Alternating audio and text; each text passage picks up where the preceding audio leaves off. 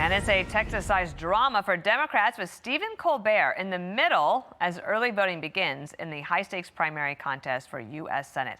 Welcome to a brand new hour of America's Newsroom. I'm Dana Perino. Bill Hemmer's off today, and here's to my other Bill. Hello. You still get a bill today, Dana. That's right. Good morning to you. I'm Bill Malugin. Democrats are hoping to flip Texas blue. They've been wanting to do that for a while now, and they're pouring big bucks into this crowded contest to unseat Senator John Cornyn, making this one of the most expensive Senate primary races. Stephen Colbert claims CBS blocked him from broadcasting an interview with one of those candidates by warning it would trigger the FCC's equal time rule. You know who is not one of my guests tonight? That's Texas State Representative James Tallarico. He was supposed to be here, but we were told in no uncertain terms by our network's lawyers, who called us directly, that we could not have him on the broadcast. And Mark Meredith is in Washington with more on all of this. And this show's getting more attention now than it ever has before. Yeah, Dana, it's a shame it's not sweeps right now because you can imagine the ratings that would be coming out of this. Stephen Colbert is a short timer at CBS, but his decision to interview Democratic Senate candidate James Tallarico over the network concerns may have a long-term impact on both Texas and this year's midterm races. This all started Monday. Colbert says CBS bosses told him he could not broadcast an interview with Tallarico over concerns about the FCC's equal time rule, which requires political candidates get equal time on broadcast TV. Talk shows have been exempted for years. CBS is denying that it ever issued any such orders. Well, Colbert says he's still obliged, taking the interview off TV, posting it online. Well, it went viral, and now he's mocking CBS efforts of damage control. I'm not a lawyer, and I don't want to tell them how to do their jobs. But since they seem intent on telling me how to do mine, here we go. I don't even know what to do with this crap. Oh, hold on.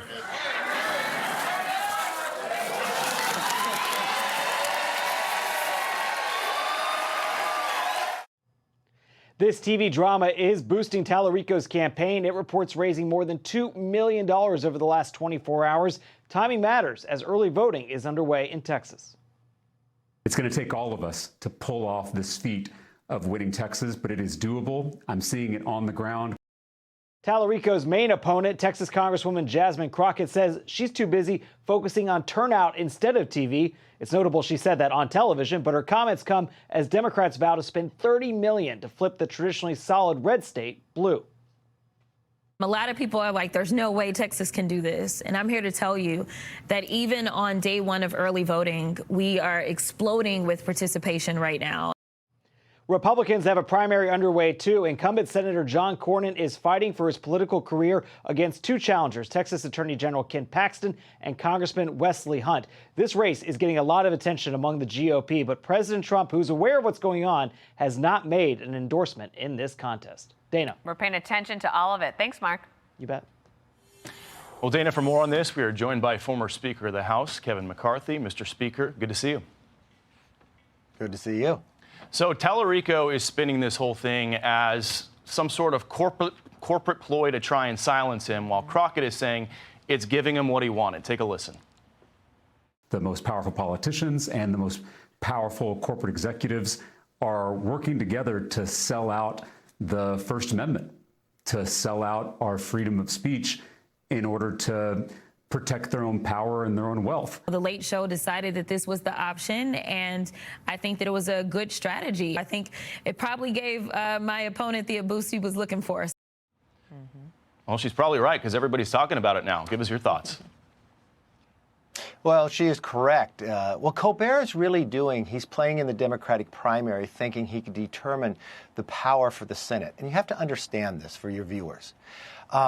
To go on the television right now is very critical because people in Texas can vote in their primary. Their primary is very early in the beginning of March, so people can vote now. He's picking sides in a Democratic primary. And if somebody can be on television and not have to pay for it, and your opponent has to go and pay money, which hundreds of thousands of dollars to equal that, he's picking sides. So it makes it very critical. And the other thing you have to realize, too, with Colbert, if you read the Newsbusters report, he's had 176 Democrats on his show and one Republican. But the Republican was Liz Cheney, only to complain about Republicans. But here's also another thing. This primary race in Texas is going to cost a lot of money for everybody, and there's plenty of money to go around. Republican ad support for John Cornyn's almost at $60 million. Wesley Hunt at $10 million. Ken Paxton, who's getting some attention, of course, $2.3 million. And then you look at Tallarico and Crockett, 15 for Tallarico, only about 3 for Crockett. And one of the things that's interesting is, do you remember, Mr. Speaker, about maybe it was just a month ago, there were 2 comedians on the left, and they were talking about this particular race.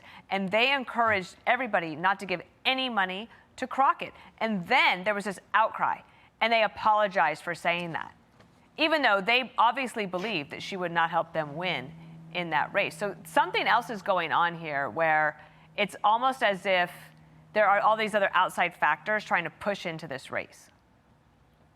Look, it would have been different had he had this guest on 2 months ago, because people couldn't vote at that time. He's literally trying to influence election, and money is not equal in politics when you raise all that money. A candidate gets to buy TV time at a lower rate. So not only did this candidate get free airtime because he played it on YouTube, he raised $2.5 million, where Crockett's not. They are trying to influence the Democratic primary. And you're right, Dana, about this. This was said a couple months ago and everybody rose up. Why aren't the Democrats complaining now? Because he's really going after Crockett. He is trying to influence who becomes the nominee. So he gave them millions of dollars that will go further than outside money will go. And he did not do equal time to the other Democrats running in this election. And he picked the timing right when people started to vote. And then he did the controversy so it gets more attention. This is worth millions of dollars to one candidate only, that can influence people when they can vote. Looking at the Republican side of this primary, Senator Fetterman had an interesting observation. He believes that Republicans should coalesce behind John Cornyn and try to lock in that seat, according to his words. Mr. Speaker, in your opinion, should President Trump make an endorsement in that race? He hasn't yet. He said he likes all 3 candidates. Well, it could happen. Certain candidates, if they come out in the Republican Party and come out in the Democrat Party, it could put Texas in play. If you put Texas in play, the Republicans would then have to spend about $100 million. That means there won't be a lot of money for Alaska, maybe Maine or others. So then it puts the whole majority of the Senate in play. I always think it could be very smart, especially when you look at John Cornyn, his support over 99% for President Trump, what he's been able to lead on in the Senate. And if you're sitting at Texas and you want influence, Cornyn is on the right committees, has been able to have the big voice, and just a short time ago was a few votes short of becoming the leader, the Republican leader in Texas. So I think you should think long and hard, because there was a third candidate who got in, could be the spoiler in the Republican primary. You look at Democrats are now playing. Colbert is off, and his TV show is going to go away, so now he's trying to play politics at the last minute. I think this is wrong. Always allow the voters to vote, have a fair election. If you have an incumbent that's been doing their job, if you have an incumbent that's been representing Texas extremely well and knows the knowledge, I think it would be very smart, if you want to make sure you have the majority in there, that Cornyn becomes the nominee coming out of that primary. Okay, Mr. Speaker, thanks for being here. Good to see you. Thank you. Thank you.